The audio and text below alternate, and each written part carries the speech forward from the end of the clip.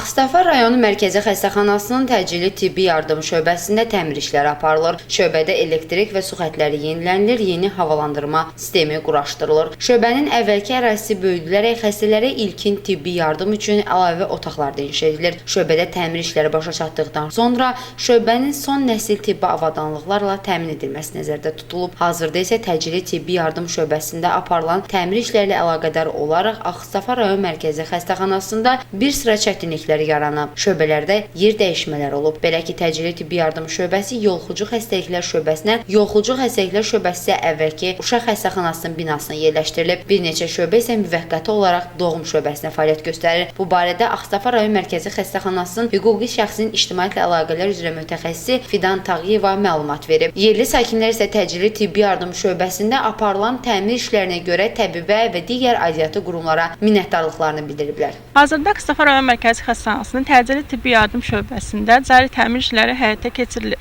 Əsas məqsəd şöbənin müasir standartlara uyğun olaraq yenidən qurulması, infrastrukturun yenilənməsi və əhaliyə daha keyfiyyətli tibbi xidmətin göstərilməsidir.